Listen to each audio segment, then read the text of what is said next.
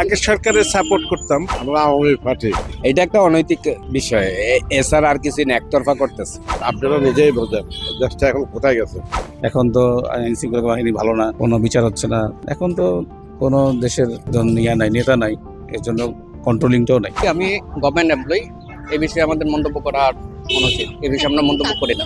বাংলাদেশের আসন্ন জাতীয় সংসদ নির্বাচন ঘিরে বাংলাদেশের রাজনৈতিক পরিমণ্ডল এখন ব্যস্ত। আর নির্বাচন হতে চলেছে আগামী 12ই ফেব্রুয়ারি।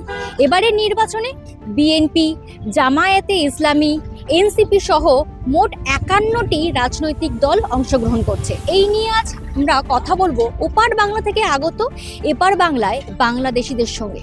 তারা ঠিক কি বলছেন, আগামী নির্বাচনে প্রধানমন্ত্রী হিসেবে মসনদে কাকে তারা বসাতে চাইছেন, শুধু তাই নয়, বাংলাদেশের বর্তমান পরিস্থিতি নিয়েও তারা ঠিক কি বলছেন।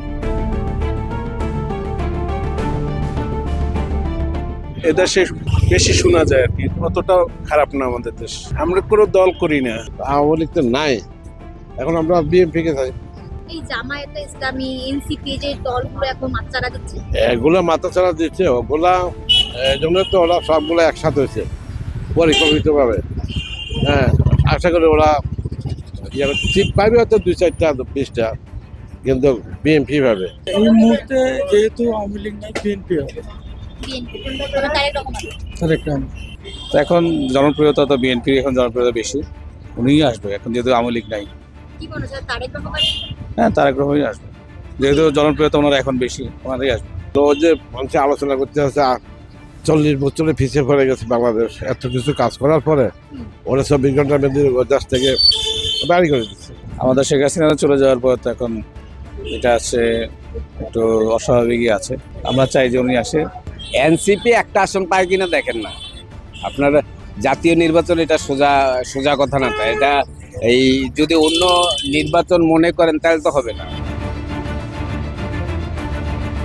খুন খারাপি হচ্ছে, ওটা তো বিচার নাই এখন। হ্যাঁ, তখন একটু ছিল, তখন তো ভালো ছিল।